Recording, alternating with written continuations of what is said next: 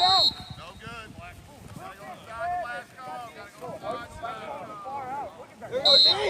the hands, Chris. Work the hands, Chase. Work the hands, all right? This is the hands moving. A lot of you guys got your hands down here. Get your hands. It's going to kick you to double line. Let's go, Mike. Red. Oh, Nick. Oh, yeah. There you go, Nick. Back. Yeah, we like that. Oh, let's go. Come on, Nate. Oh, come on, Nate. Come on, Get lower, Gabe. Get lower. Go, Anthony. Go. Here we go, Anthony. Go. Chop your feet. Move your feet. Move your feet. Chop. Oh, there we go, Anthony. Let's go, Mike. Move your feet. Red. There we go, Chris. Come on, Red. Let's go, Chris. Great job.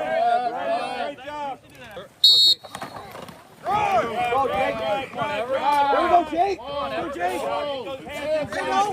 Let's go, Everett.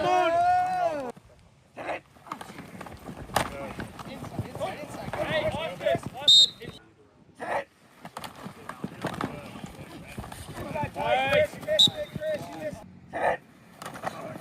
Oh, look at that. Amazing. You can move it. Okay, yeah. Tyler, great. I'm here with Crestwood Red Devils Michael Kalista, Austin Rivera, and Everett Baynes. How's it going, guys? Good. How are you? Pretty good. Just talk about the work you guys have been putting in so far leading up to the start of the season here in a couple weeks.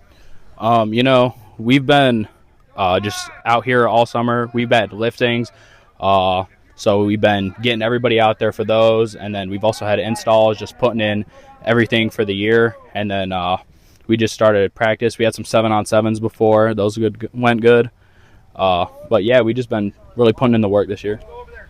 Yeah, we've had liftings from 8 to 10 every morning, 3 days a week. And shout out Mr. Wills. He was our trainer this year. He did a great job. But everyone's been working really hard, and it's definitely showing on the field. Yeah, a lot of team bonding in the gym. Definitely is going to help us in the season this year. Especially with the installs, getting a little upper hand before actual practice started. So yeah. All right, Austin and Everett, your senior seasons. Anything in particular you guys have worked on to better your game for your senior season coming in? I got hurt last year, and I've only had one season where I've actually gotten to play the whole season. So, I just want to go out with a bang, not get hurt. I've been getting stronger, recovering from that injury, just put on weight, and, I'm just excited. Yeah, same stuff what he said. Just, try and get in the gym and put like as much effort into it as getting bigger and getting better for the upcoming season, and hopefully leading the season off as positively and ending in a positive record. All right, then, Michael, and entering your second season as starting quarterback, what can you use from last year's experience, the ups and downs, and just the learning that apply it to this year and make yourself a better quarterback?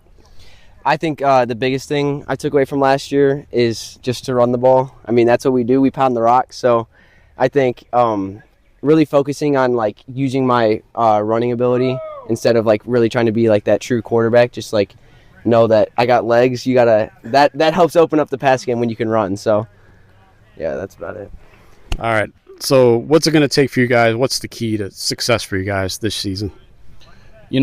We've got a pretty hard schedule this year, I'd say. So we just got to stay confident week in and week out and just focus on what we got ahead of us. I'm excited. Week 1, Mogador, I want to win that game so bad because we should have won that last year. And, yeah, just got to stay confident week in and week out. Yeah, definitely this year, I think the things that keeps together most is, sticking together through adversity. Last year we had a pretty young team. A lot of new guys on varsity, so I think just from last year and that bonding that we did and, pushing through the hard times is definitely going to help us out in this upcoming season. I think the biggest takeaway from last year, even though our record didn't show it, every team after they played us, they always complimented our physicality. And I think that's the biggest part of our game is just being the more physical team and just dominating the line of scrimmage because, you win the game in the trenches, so. All right, then lastly, how about goals for either personal or team that you guys have set for yourself this season? As a team, I want to go 7-3 or better, really bad, And then for myself, I really want All-State. I don't know. Just that's my personal one. Mm-hmm. I think for the team, I think just keep getting better every day. I think that's a good goal, like 1% better every single day. And for me personally, I'm just hoping to have a big year running the ball, so I'm really focusing it there. So hopefully over 1,000 yards on the ground, maybe, and some touchdowns hopefully. For the team, I would definitely say what Austin said, 7 or 3 or higher or better. Last year I didn't really show that because we were, a younger team. So this year I feel a little confident with, some guys with experience. And then personal goals on defense, I set a goal for 3 or more interceptions. All right, guys. I appreciate the time and best of luck this season. Thank you. All right, I'm here with Crestwood head coach Jack D'Amato. Thanks Jack? for having me, Kevin. No problem. How's it going? Everything's great. We're just getting into camp, and we got a lot of kids and a lot of kids competing, and everything's been going pretty smooth so far. Just talk about the work you guys have been putting in leading up to the start of the season here in a couple weeks. Yeah, I mean, obviously the weight room's huge for every program in Ohio. We push that. We've had the best numbers in the weight room that we've had since I've been here. So that's a huge thing for us. The kids are bought into the weight program, and Coach Wills works with them. He's our strength coach throughout the summer and in the off season as well. But he does a really great job, and the kids are bought in, and they love coming to see him and working together. So it's been really good. All right, how about some key players you're looking for big contributions from this season? So, obviously we're going to start with Michael Kalista, who's our junior quarterback. He started last year as a sophomore, played a little bit as a freshman as well.